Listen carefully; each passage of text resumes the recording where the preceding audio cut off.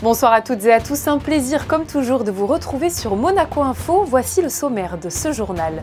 Notre invité sera Eric Siamana, le chef du service des parkings publics.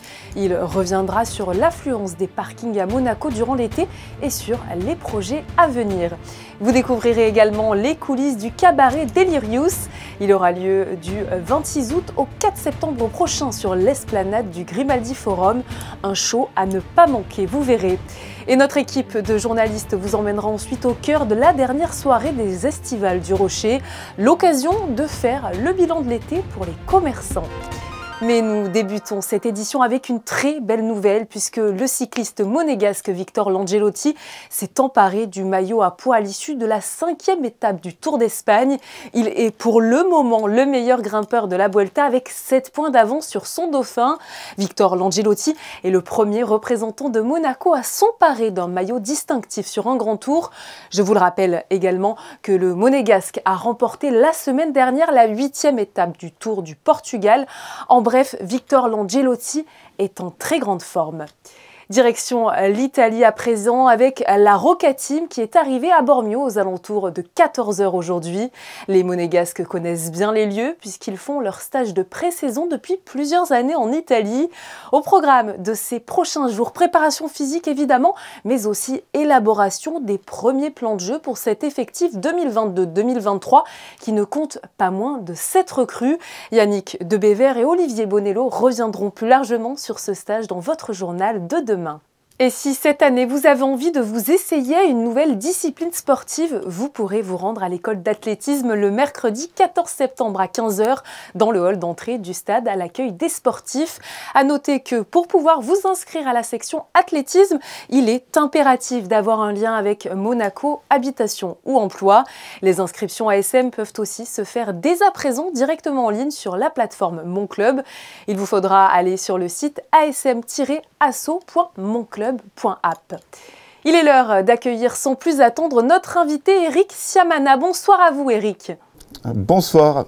Vous êtes Eric, le directeur du service des parkings publics. Alors c'est vrai, l'été, on peut le dire, touche à sa fin et les touristes vont commencer peu à peu à quitter Monaco. Quelle a été justement la fréquentation globale durant ces grandes vacances dans les parkings de la Principauté? On retrouve un été semblable à 2019. Je dirais même meilleur en termes de chiffre d'affaires. En valeur cumulée depuis janvier, une hausse de 11% de notre chiffre d'affaires. Et sur le seul mois de juillet, j'ai malheureusement pas encore les chiffres du mois d'août, on est à 15% de chiffre d'affaires supplémentaire. Avec des disparités, si on compare juillet 2022 à juillet 2019 pour le parking du chemin des pêcheurs, on s'aperçoit qu'on a une baisse de fréquentation de 10%. Et dans le même temps, on a une hausse de fréquentation, donc en comparant le mois de juillet 2019 et le mois de juillet 2022, de 11% sur le parking du casino. Je pense qu'il y a un petit transfert de comportement et que les gens sont peut-être moins curieux de ce qui les intéressait auparavant.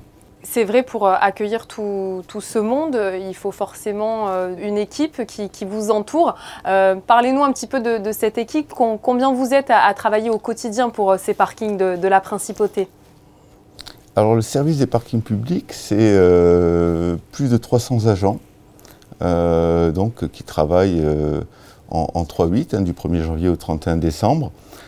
Parmi ces agents, on a tout le personnel d'exploitation, 172 agents. Mais aussi du personnel technique qui veille à ce que toutes les opérations de maintenance, de réparation soient effectuées dans les meilleurs délais, et du personnel d'entretien qui veille à ce que la propreté des ouvrages soit la plus satisfaisante possible. C'est quand même, je dirais, l'idée que l'on doit se faire d'un service du gouvernement princier, c'est quand même de renvoyer une image positive de la principauté. Où en êtes-vous en termes de capacité d'accueil totale avec notamment l'ouverture du parking Louis Chiron? Avec le parking Louis Chiron, nous sommes à 18 000 places de parking aujourd'hui. Pour être très concret, nous parlions évidemment des touristes, mais ce ne sont pas les seuls à utiliser les parkings de la Principauté. Au quotidien, est-ce que vous constatez que ce sont plus les personnes qui viennent travailler à Monaco qui utilisent ces parkings? Quand on fait une analyse simpliste, mais elle a quand même le mérite d'exister. La moitié de mon chiffre d'affaires provient de la clientèle dite occasionnelle. Donc ce sont toutes les personnes qui prennent un ticket ou qui utilisent une carte à décompte. Et l'autre moitié provient d'une clientèle abonnée. Donc ce sera soit du résidentiel, soit des catégories de travail. Donc c'est assez équilibré. Est-ce qu'il y a des projets de nouveaux parkings qui sont en cours? Parce que je le rappelle que le gouvernement a une politique de mobilité visant à réduire le stationnement en surface à Monaco. Au printemps 2024, nous arriverons à un total de 21 500 emplacements de stationnement. Dans ces 21 500 emplacements de stationnement, il y aura bien évidemment le parking d'entrée de ville ouest supérieur. Nous allons donc pouvoir exploiter cet ouvrage vraisemblablement entre juin et juillet 2023. Et un petit peu plus tard, au printemps 2024, on aura la livraison du parking Pasteur, celui qui se situe dans l'avenue de Fontvieille. On aura entre-temps, en fin d'année, s'il n'y a pas de décalage au niveau de la livraison de la première tour Testimonio 2, donc on ouvrira un parking d'une capacité pour les résidents et je dirais la clientèle occasionnelle de plus de 600 places. Il y a aussi, Eric, des parkings que l'on appelle des parkings entrée de ville qui sont plus accessibles en termes de tarifs pour les touristes. Le seul parking aujourd'hui qui dispose d'une tarification réputé parking d'entrée de ville, donc c'est le parking de la ZAC Saint-Antoine. L'écart de prix au stationnement à la journée est tel que sans communication particulière, le bouche à oreille a fait que cet ouvrage aujourd'hui est quasiment complet dès 9 h. Un mot aussi, Eric, parce que ça fait partie de l'actualité sur le développement des places pour véhicules électriques. Alors, on le rappelle, ces places sont utilisées pour recharger les voitures le temps de la charge, mais pas pour stationner, c'est bien ça? Alors, c'est tout à fait ça. Aujourd'hui, le comportement de la clientèle n'est pas encore celui attendu. Vous comprenez bien que la plupart de mes ouvrages ont été construits à des périodes où on ne parlait pas encore de véhicules électriques. Donc, les infrastructures techniques sont parfois limitées et nous conduisent à engager des travaux d'importance. En 2 ans, on va couvrir l'intégralité des parkings sous immeubles domaniaux, ce qui permettra de répondre au plus grand nombre à la pose de bornes de recharge pour leurs véhicules. Merci beaucoup à vous, Eric Siamana, de nous avoir apporté toutes ces informations sur la fréquentation des parkings monégasques. Merci à vous. Bonne soirée. Nous vous emmenons à présent dans un tout autre univers avec le cabaret Delirious. Après Bohémia, le metteur en scène Nicolas Gelmoni revient à Monaco avec son tout nouveau spectacle. Un show unique en son genre mêlant le cabaret et le cirque. Sarah Monnier et Alexandra Marangoni ont assisté aux répétitions des artistes.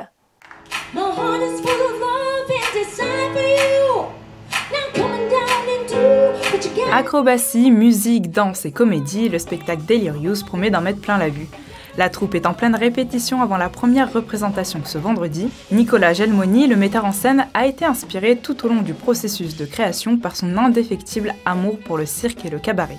Je suis tombé un petit peu en amour avec les speaker tents il y a plusieurs années quand on a commencé à faire des tournées en Australie avec ce genre de concept. Et tout de suite, j'ai voulu emmener ce concept à Monaco parce que je dis toujours, les gens connaissent le cirque à Monaco, mais ils connaissent que le Festival international du cirque qui est exceptionnel. C'est le meilleur dans ce qu'il fait, qui est le cirque traditionnel. Les gens connaissent le Cirque du Soleil parce que c'est énorme, c'est très grand, c'est Las Vegas et tout. Mais il y a tellement d'autres choses dans le monde du cirque entre tout ça. Et le cirque contemporain, le cabaret, les speaker tents, ça fait partie de ça et c'est toujours quelque chose que je voulais emmener à Monaco. Si l'inspiration était toute trouvée, la question de dénicher les bons artistes restait un point important, un choix très personnel pour le metteur en scène. Tous les artistes qu'il y a sur scène, c'est des amis à moi, c'est des gens que... C'est un petit peu, comme je dis, des perles rares que j'ai rencontrées pendant 10 ans dans ma carrière, que pour la première fois que c'est mon show que je voulais créer, j'ai voulu comme chercher ces perles rares que j'ai mis tant de temps à trouver et vraiment faire un très bel ensemble d'artistes et de disciplines. Un spectacle haut en couleurs présenté par une troupe internationale récompensée à de multiples reprises. Rendez-vous à partir du 26 août et jusqu'au dimanche 4 septembre. Vous pouvez réserver vos places par mail ou par téléphone sur le site internet du Grimaldi Forum. C'était la dernière de la saison. Les commerçants du Rocher proposaient cet été 3 soirées pour vous inviter à redécouvrir les ruelles authentiques de la vieille ville.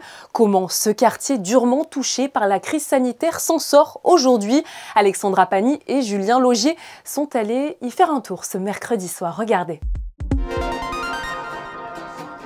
Des ruelles animées, des commerçants ravis de retrouver du monde dans leurs échoppes. Pour cette dernière édition, les estivales du Rocher étaient aux couleurs rouge et blanche de la principauté.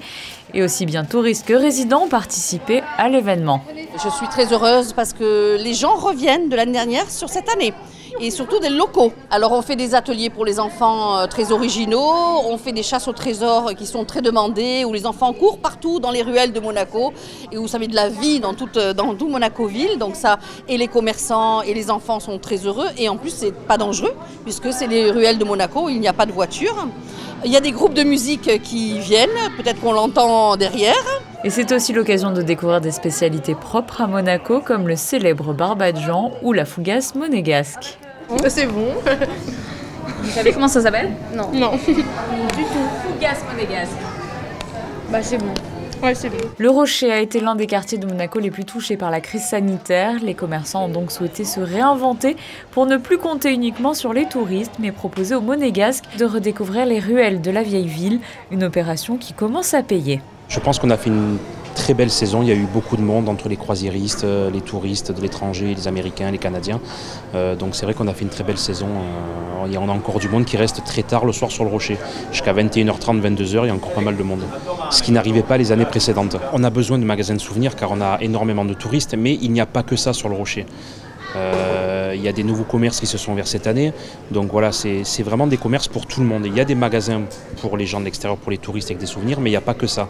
Plusieurs initiatives ont été mises en place par le gouvernement et les commerçants du quartier, dont ces soirées estivales, mais aussi cet été, la mise en circulation d'une navette électrique reliant la place Saint-Dévote et le Rocher de 20h à 22h50 et l'accès au public en soirée du parking de la Visitation. L'objectif, que les résidents de Monaco ne boudent plus les jolies ruelles typiques de la vieille ville et ses commerces. Il est l'heure de ranger les maillots de bain pour faire place aux fournitures scolaires. Et oui, ça y est, nous sommes à J-10 de la rentrée. Que ce soit les futurs écoliers, les parents ou les magasins spécialisés, tous se préparent pour ce moment important. Un reportage signé Sarah Monnier. Est-ce que vous voulez les livres couverts? La saison des fournitures scolaires a bel et bien commencé dans les supermarchés et les papeteries, un moment parfois redouté par les parents, mais attendu par les plus jeunes. Et la liste ne finit plus de s'allonger entre la volonté de tenir son budget et faire plaisir à ses enfants. Trouver le bon équilibre n'est pas toujours facile. Alors, on achète la base, du beau, de la qualité, mais pas trop non plus de fanfreluche. En fait, j'aime beaucoup la papeterie, donc quand je vais dans un rayon, je dis « Ah maman, je veux cette gomme, là, il y a plein de couleurs, on peut prendre tout le paquet. » Mais maman, elle dit « Il faut prendre ce qui est en promo, parce que voilà, en ce moment, il y a tout en promo, donc on peut prendre comme ça, mais il ne faut pas en prendre trop, parce que le caddie, après, va déborder. » La seule nouveauté, c'est sur les emballages, où on va avoir des emballages de plus en plus cartonnés, tels que ceci, où on va éviter de plus en plus le plastique. Et ça, c'est la nouveauté, la nouvelle tendance concernant tout ce qui est développement durable. Voilà.